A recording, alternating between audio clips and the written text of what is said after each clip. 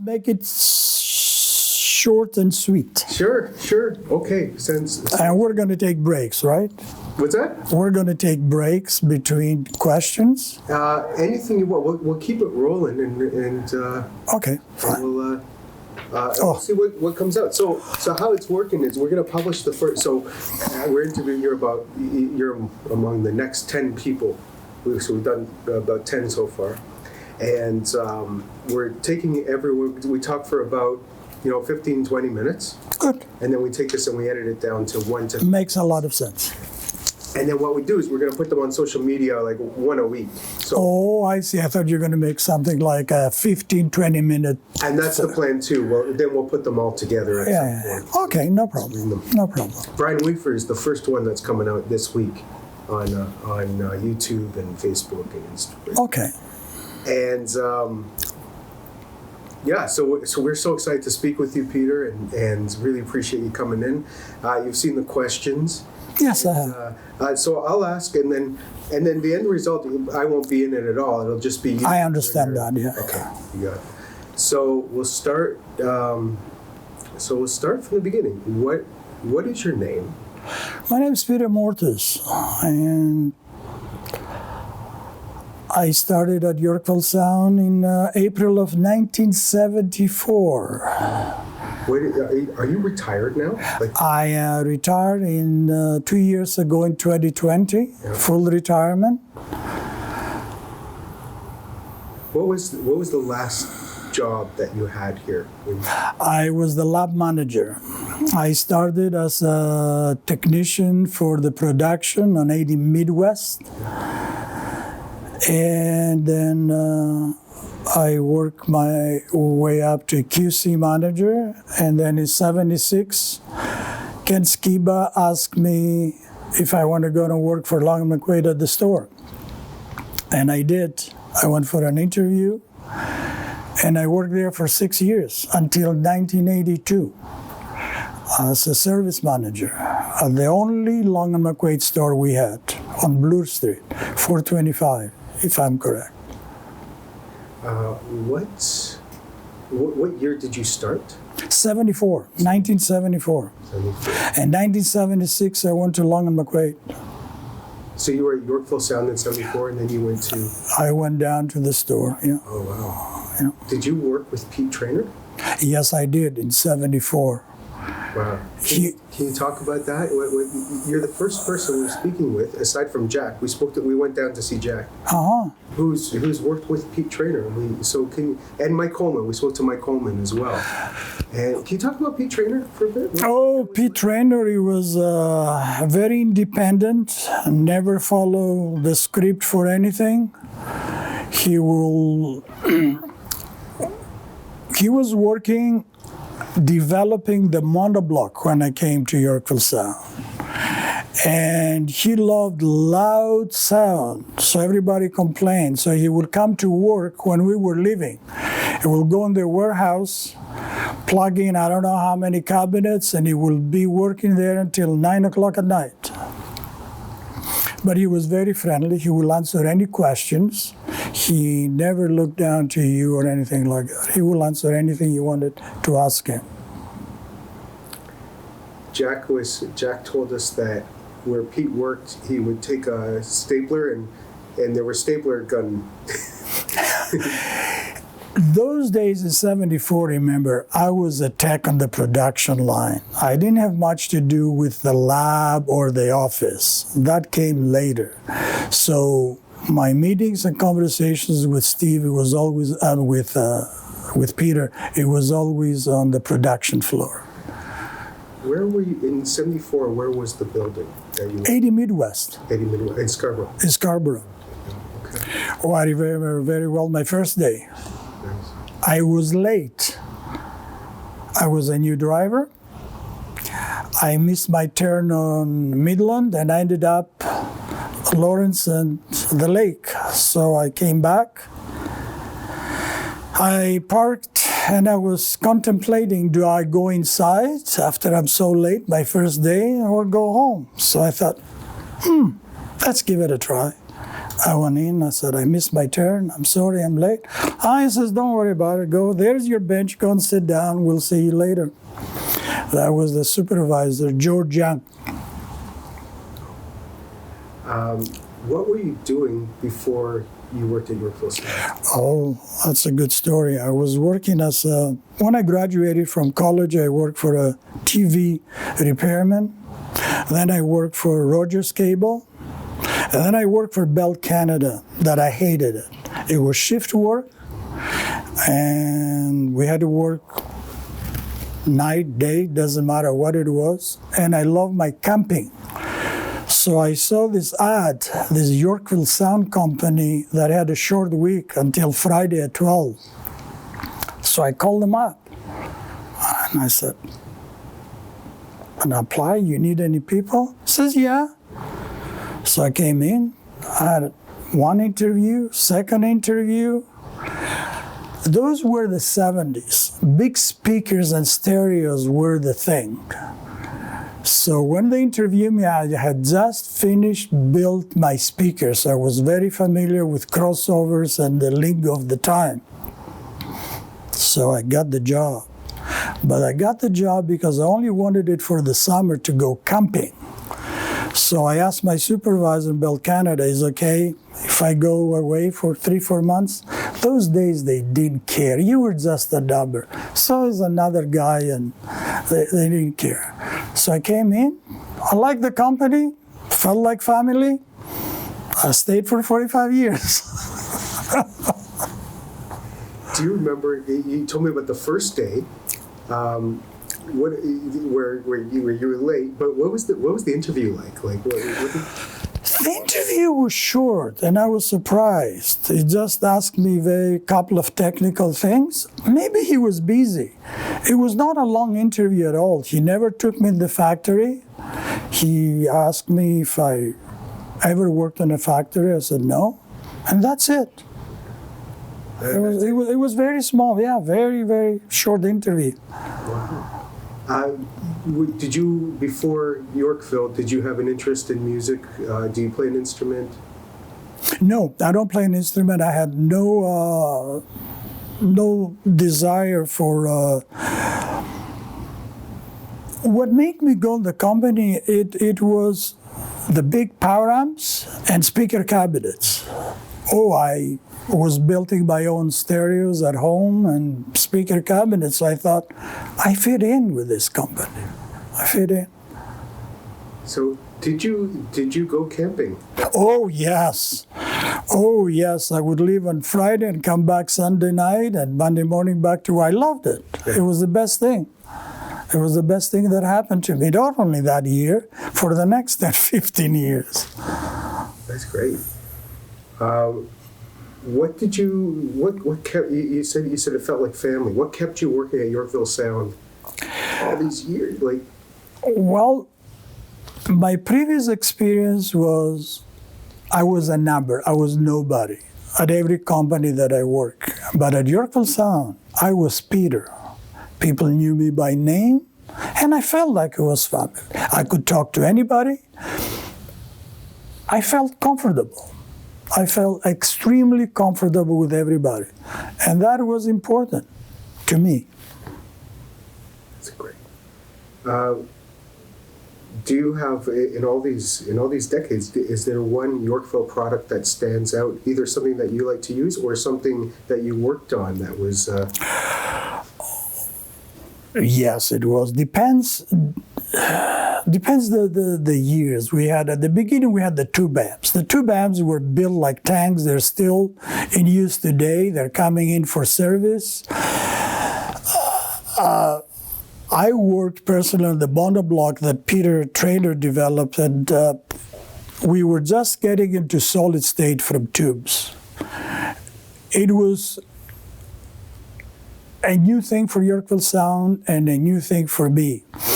And the unit had to work, everything had to be right on, from heat sinks to soldering to PCB boards. If one little thing was off, darn thing will blow up.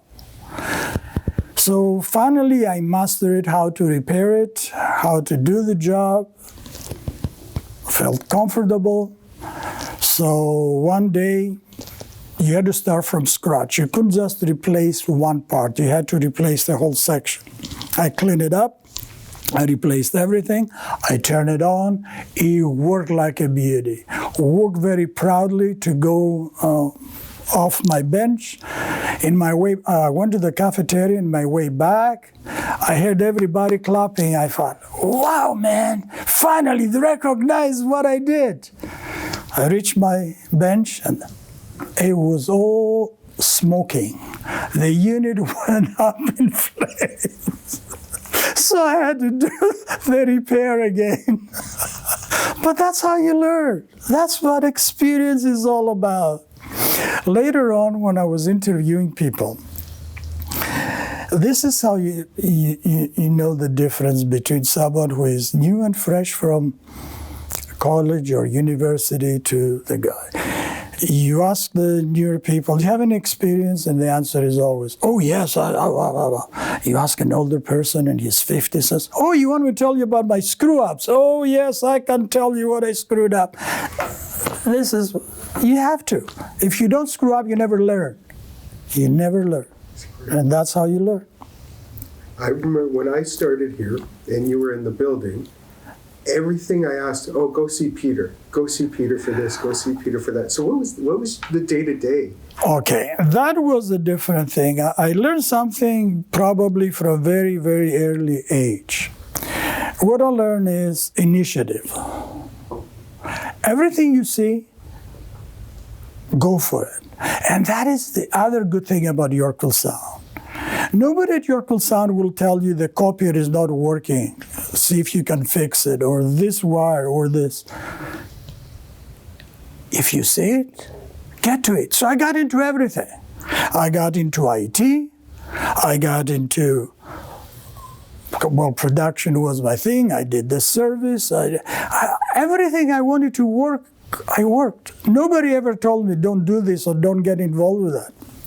I got involved with everything. And that was the pleasure of working for Yorkville Sound. Everything, I was there. I was there. I know you have a passion for photography. Was that, when did you get into that? Was that while you were working at Yorkville? Or? Oh, no. I got that back when I was I think I was about 11 or 12. I bought my first camera, black and white film. And those days, I even learned how to, what we today call layers in the computer. I did layers with actual film.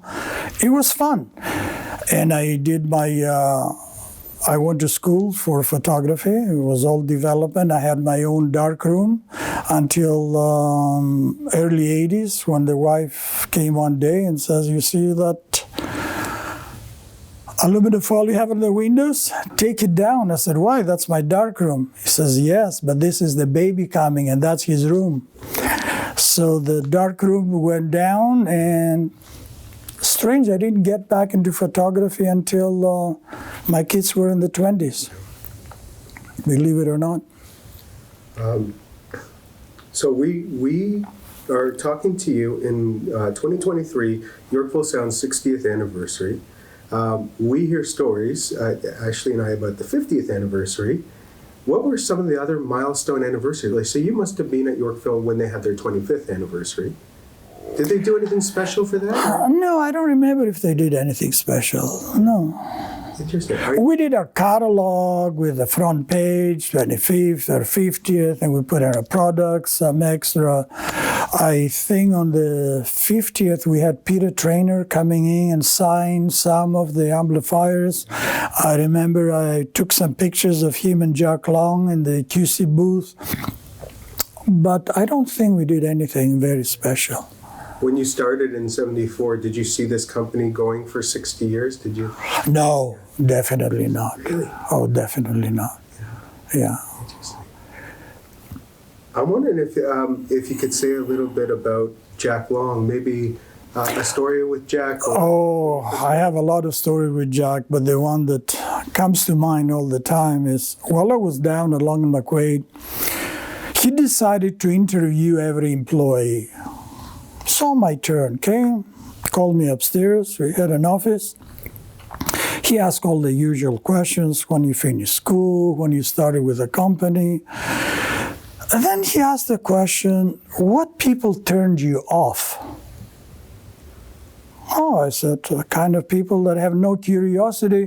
When they flip a switch or they turn a knob, what happens? Well, his answer surprised me. He says, well, I'm one of these people. I don't remember anything else after that. I don't remember if the interview continued. I don't remember who took me home. I remember nothing to this day. Were you surprised to get the job? I had the job already, okay. But he just wanted to, he wanted to get familiar with all the people working. So I thought that was the end of it, but it wasn't. Now, do you have a friendship with? Oh, yes, absolutely. Yeah. Oh, Jack and Steve supported me through all these years. Without their support, oh, yes. It's amazing. Any other stories about Jack, like working with him, or what was he like to work with? I was excellent to work with him. Even when Jack, he knew you went the wrong way, he will never criticize you. He will call you, he will say, how can we do this different so it doesn't happen again? Oh, it was a pleasure to work all these years. A pleasure. Felt good. I learned a lot of things from Jack. Yeah.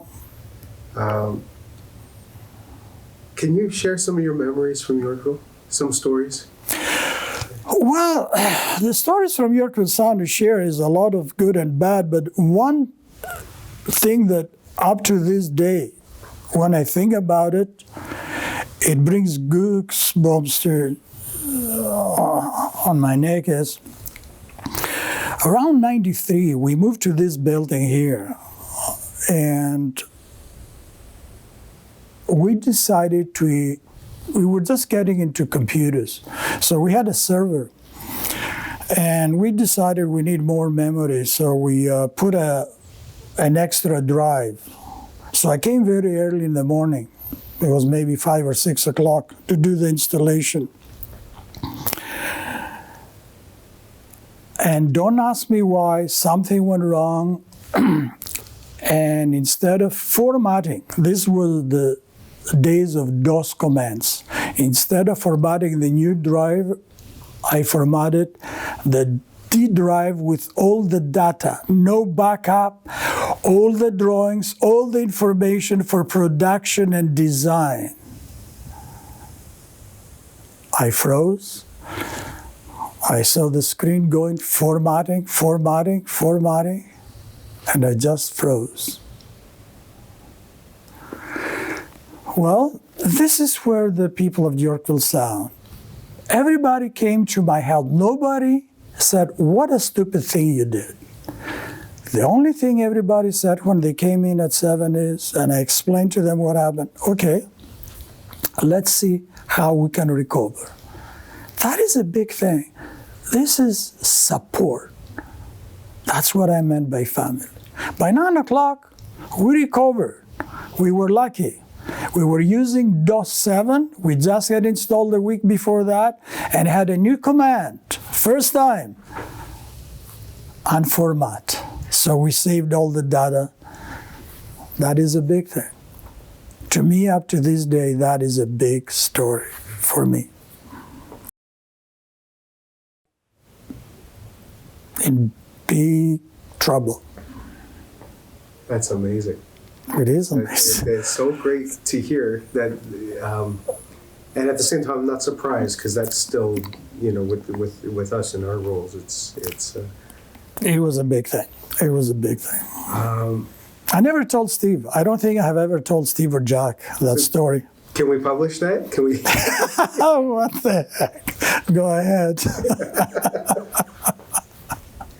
Oh, that's great. Can you talk more about Yorkville Sound as family? A lot of people are saying that. I feel like I'm among family when I come into work. And We do. Why is that? Why is everybody saying that?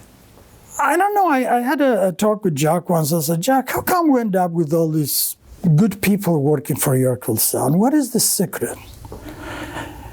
And his answer was, Peter, if you hire the right first employee, then when you hire the second, he's going to make sure he works as hard as he does. And that goes over through the years. That's great. Any funny stories about Yorkville you can share? Nothing comes to mind, but it was a pleasure to work for Yorkville Sound all these years. It was great. Every day something would happen, but it was shared amongst all of us. It was. Do you miss coming in? Oh yes. Yeah. Working at Yorkville Sound, it was never for me, 7:30 to 5 o'clock. It was, not enough time to finish what I was planning. So tomorrow I have to do this plus that. So I was always doing things. And that was great. I never, another reason is, since I was very young, since I first connected my first light bulb to a battery and I saw the light coming on, I knew this is what I wanted to do. So here I had the opportunity to work with electronics, wires, batteries, electricity, computers, IT. If Steve or Jack knew that I liked this thing so much, they would just let me come in for free. And that was the pleasure. I was getting pleasure of coming to work. Pleasure. This is what I tell people. If you enjoy what you do, doesn't matter how long you do it for. It was a pleasure. It was a pleasure. So with me being relatively new, 5 years, and Ashley's coming up on a year, do you have any advice for us? Yes. Initiative. Don't ever wait until Yorkville Sound says, oh, we need this wall to be green too. No. Have a plan and go ahead and do it. That's another reason.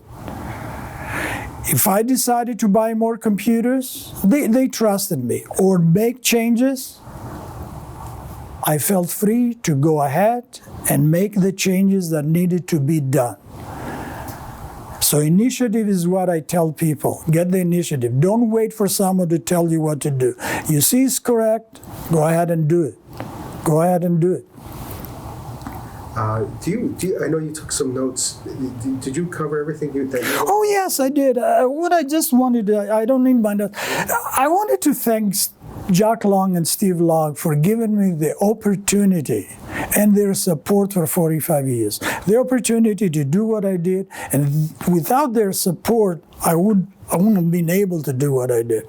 And I just want to say thank you. That's great. It's thank you. Okay, do you want to give a happy 60th anniversary message? Yes. Keep up this company the way it is. And let's hope 60 more years it will be here and have some more people giving interviews. That's awesome. That's everything I have. That was amazing. We got a lot of. Well, it's simple. This is stuff. I mean, it's funny things. A relationship. Another good reason that probably I enjoy a lot of my staying at Yorkville Sound is when Stevie took over the company. He worked with me very closely, and I felt like I grew up with him. I never felt Stevie is my boss. I felt Jack is the boss, but Stevie, I felt like, oh, he's the guy who's doing the job. So all the time I will go there and say, this is what I think we should do. He will say, well, maybe you shouldn't do it that way, do it this way, because it might have consequences in there. But he worked with me and I worked with him all these years. So it felt great. This is another reason that I said feel like a family. I never felt like a second-class worker at Yorkville Sound. I never felt like an immigrant. I've been very lucky in my life working for Yorkville Sound and Steve and Jack. Very lucky, extremely lucky. I hope everybody feels like that at their work. Beautiful. So, there you go. Great. It's great. Thank you so much. Turn the camera off and I'll tell you a funny story about Steve Long. Okay. It's been an incredible journey for 45 years. The opportunity to thank Jack Long and Steve. And I hope the company will have a great future, and I'm confident of it with all the new people that they hire, and it will be the leader in the industry as it is now for many years to come. That's it. Nothing else special. Peter, that was incredible. Thank you. You're welcome. So, you mentioned before about Brian. Mm-hmm. I hired Brian Wafer. Really? Oh, yes. I think he said that. I think you mentioned him. I hired him, but there's a little story with the hiring. Yeah. This one you can put it on camera. Okay. When I hired, when I had the, those were the days you put an ad on the paper. Mm-hmm. So I interview a lot of people. So Brian came, gave him the interview. He seemed he was the right guy for the job. He knew a lot about equipment. It was for the QC. I needed someone in QC booth because I had a lot of positions and a lot of hats at Yorkville Sound through the years, and at some years, all of them together, believe it or not. So give him the interview. I thought, this guy fits in the company. So I said, why don't you come with me? Let's go to the QC booth and see if you like what you're going to be doing, because it's a repetitive job. So I said, this is what we expect you to do. You have to inspect the unit to see if it has the right knobs, if it's the graphics are correct, they're screened properly, and then you turn the unit on and you go through every function. Oh, he says, that's easy. I said, okay. You do that. I went back into my office. I interviewed the next person, the next person, the next person.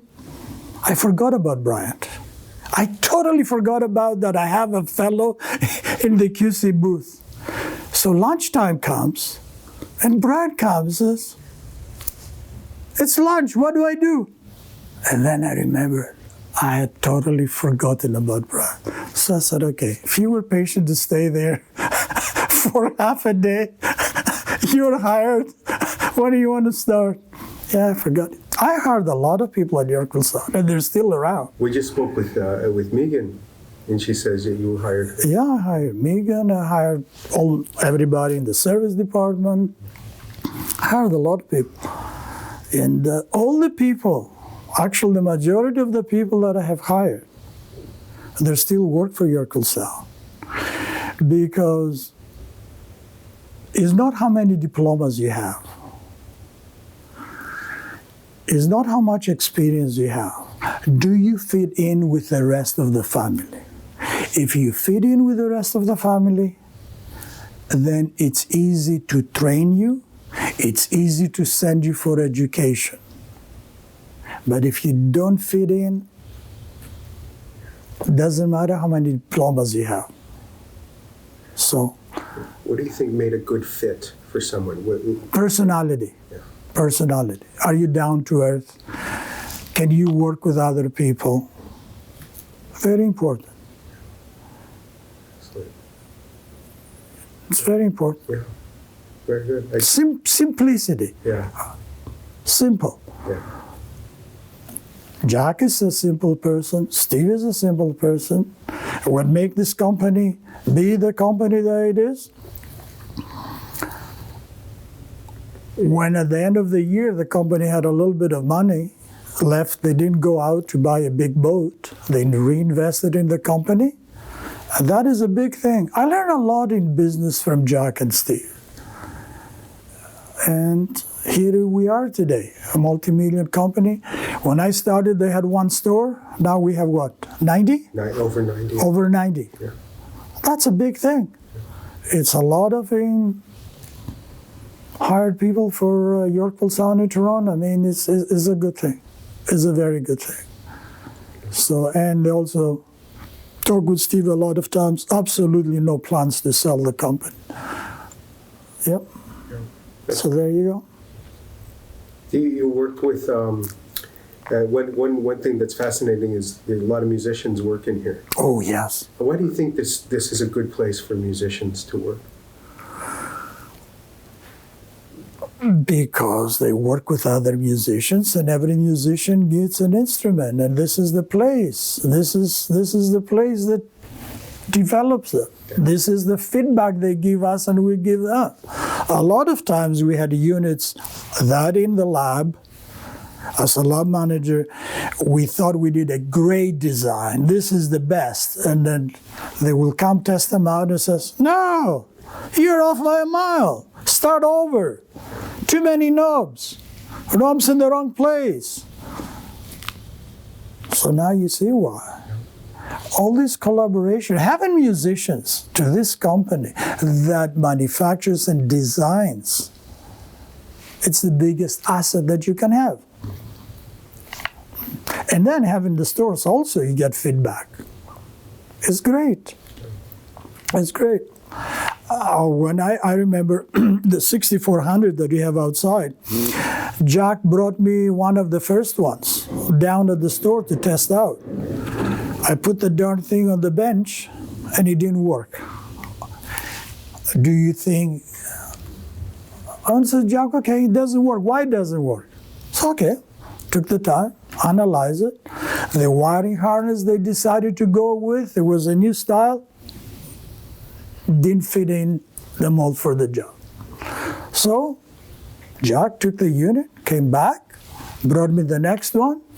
The harnesser wasn't there. It was hardwired. So we listened, we improved, we worked.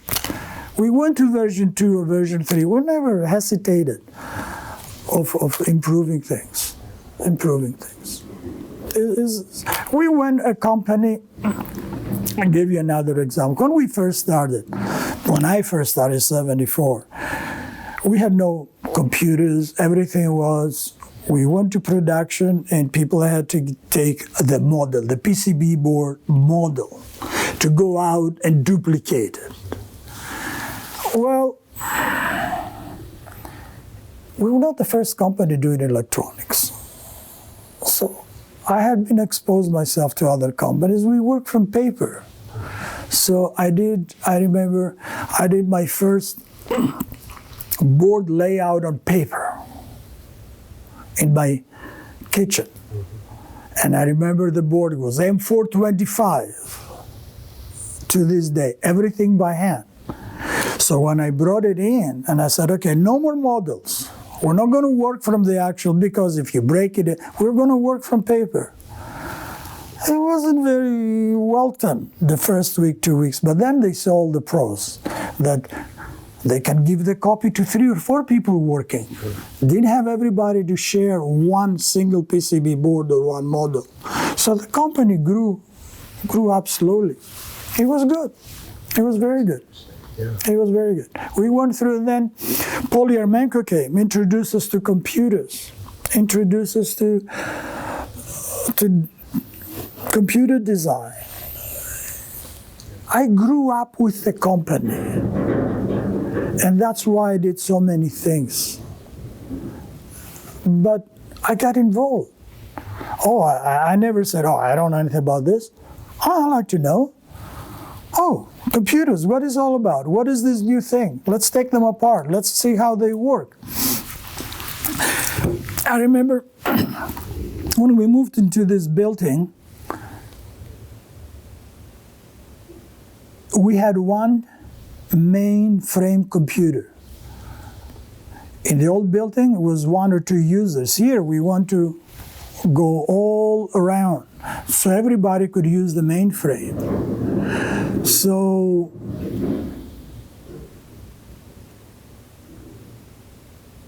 Brian Weaver, Ken Skiba, and myself, we came in on a Sunday. We got in touch with the company, how we can make our PCs to talk to the mainframe.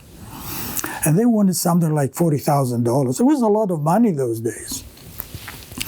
So we came in. Brian knew a little bit about communication. Ken Skiba knew a lot about the mainframe.